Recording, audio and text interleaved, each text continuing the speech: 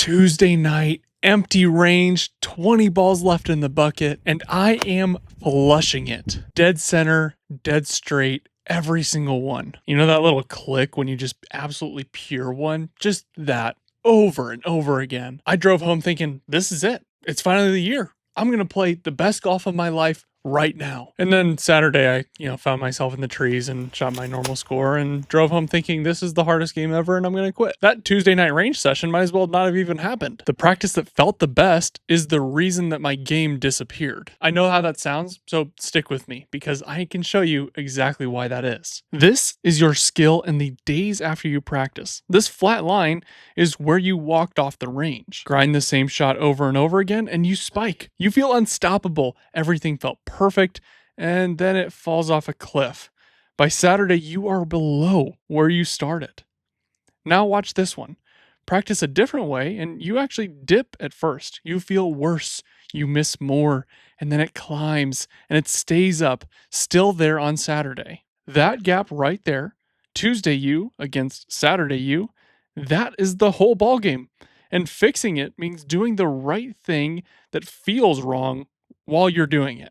Real quick, before I get into why this happens, I do have a plan for you if you just got an hour a week to practice. It's a free 59-minute practice guide down below. It's based on all the principles we're going to talk about in this video and what I've talked about in all my other videos. I highly recommend it. I promise that you will get better if you just follow it. Okay, so why does the session that feels amazing fall apart the fastest? 3 things are going on, and none of them are what you think they are. First one, feeling good is not the same as actually getting better. Those are 2 different things, and there is a ton of research on this. I'll link all these down below, but there's a specific meta-analysis done in 2015 that I find really interesting. This study found that across multiple disciplines, how good you look and how much you actually learn can run in opposite directions. Think about that practically for a second. Whether it's playing piano or practicing golf, the better you feel during that practice session, that could actually be hurting you. And now, why is that? It's because of our second point, which is that the misses are actually the whole goal. When you stand there hitting the same 7-iron at the same shot shape to the same flag,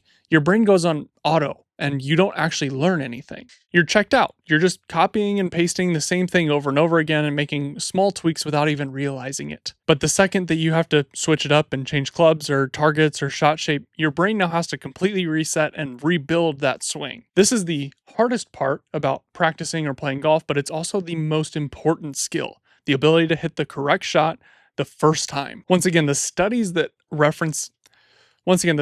this information is built on will be down below, but ultimately there have been tons of tests done on separate groups of people, one that does block practice, so same target, same shot over and over and over again, and one that does random practice, so different targets, different shots over and over and over again, and the random group always looks worse in the practice session, but performs better on the course. And this leans into our third point about why your practice isn't translating. The skill that you're developing actually shows up after you leave the practice facility. A lot of what you practice doesn't actually lock in on the range. It locks in later while you're sleeping or on the drive home or while you're grilling out that night. The time between when you're going to apply that skill and when you practice the skill is when all that learning soaks in. So if you try to cram all your practice into one big practice session every single month or every single week, you're actually doing yourself a disservice as if you were to go do 15-minute sessions 7 times a week versus one 5-hour long session. You're going to get way more out of the bunch of mini sessions.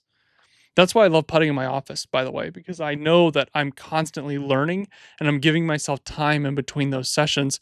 With the volume of sessions that I'm doing and the time in between, my putting has gotten really, really good. So now I'm going to go through and I'm going to tell you what you need to do instead. And I'm going to tell you honestly, a lot of these things are results from a lab, not from the real world where we all have 9-to-5s and we're trying to squeeze in practice randomly and we're trying to figure out how to play the best golf while we're also trying to hang out with our buddies. But these principles, if you follow them, I can promise you, you will get better at golf with the limited time that you have. These 5 things will help you practice so it actually lasts and translates to the round that you're going to play this weekend. Never hit the same shot twice in a row. I will add one little caveat, whereas if you're working on a swing change with a PGA professional, continue to do block practice to work on that movement pattern. But block practice builds your swing and random practice tests it. And if you're not actively building something, you might as well be testing it all the time. Because like I pointed out earlier, not all of us have a ton of time to practice. In fact, the majority of the time that we spend golfing is probably actually on the golf course. It's probably not practicing. Whereas all these professionals who we watched Instagram reels on and try to copy their practice, they're probably spending the majority of their golf time on the practice facility. That's not us. Number 2, make every single ball count for something. Pick a target, make there be stakes. You have to hit a certain number of balls in this area or these many number of balls correctly in order for you to move on to the next drill, even if it's just, I want to hit 5 out of 6 solid in different targets. Say out loud what you're trying to do, or if it's a busy range, write it down, and then keep track of if you're accomplishing your task or not. By the way, this is exactly what the Play Ready Golf app is built for. I'll have that link down below. It takes the amount of time that you have, the facilities you have access to, and the skill level you're at, and builds out a customized practice plan that you can actually track and see if you're getting better at. And the practice plan gets harder as you get better, just like if you're lifting weights, you'd want to lift heavier weights to get stronger.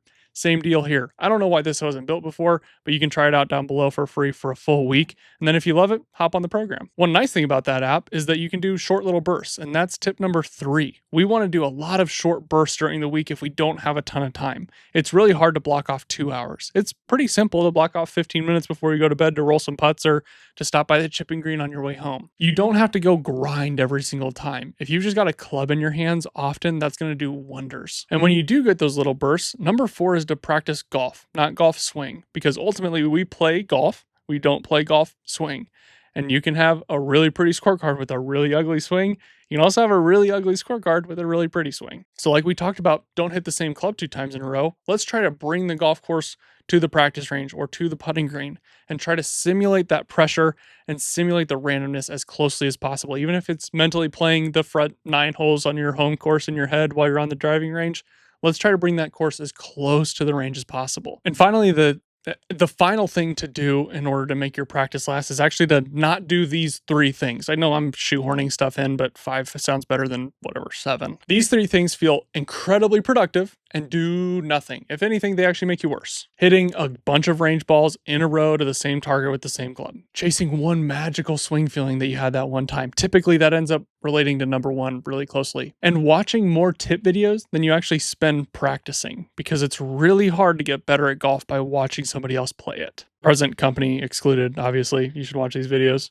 But even then, you should not spend more time watching my videos than you spend golfing. Like, if you're doing that, you're actually probably hurting yourself. So even if you don't finish this video, if you're going to stop this video right now, go practice or roll putts while you do something else. Don't just hop off of this and go watch another golf YouTube video. Here's the ultimate tell. If your practice feels easy and amazing and you drive home from the range feeling super confident, I've got this, it was probably useless. It might have made you worse. I actively look to try, I actively seek out challenges so hard that I have to fail. And it really sucks. I'm not going to lie. It's not fun. It's not easy. It's like setting an early alarm. Like, it never gets easy. It never gets easy waking up early.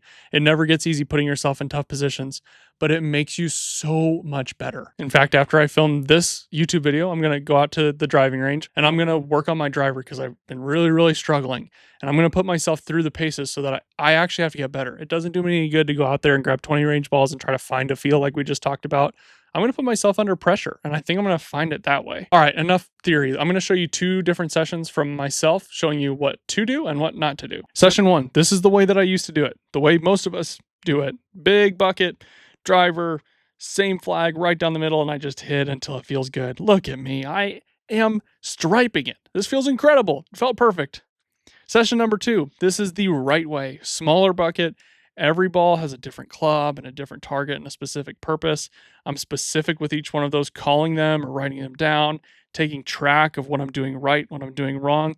And if I'm going to be honest with you, it feels way worse. I miss a bunch. I never get back into a groove. It's fun, but it's a different kind of fun. I want to go back to session 1. Now I could go out and film rounds and voice them over and say that round 1 was way worse and round 2 was way better. But if I'm just going to be straight up honest with you, the best example of this was in college. I was an abysmal driver. Right now, I'm not driving it good, but I am a significantly better driver than I was. I don't lose balls off the tee that often anymore. I used to lose 2 or 3 a round. Easy. Like, just not even thinking. And yeah, I'm not a great driver by any means now, but I'm a significantly better and more confident driver, and I understand my tendencies a lot better. And that's one part of this that's probably overlooked. In order to get really, really good at golf, you have to understand your own tendencies. And block practice doesn't allow you to do that. There's going to be people that tell you that block practice does. But unfortunately, by the time that you hit a second ball to the same target with the same club, you're playing makeup golf.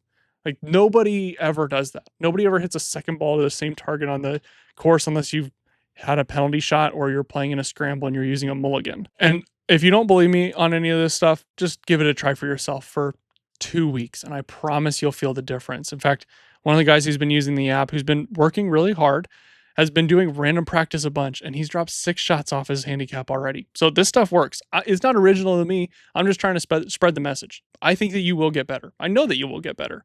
And so I'm begging you, like, just go give this a shot. It's going to feel awkward. Use that 59-minute practice plan as a guide, because all that stuff's random and it's built out, and you can make it harder over time.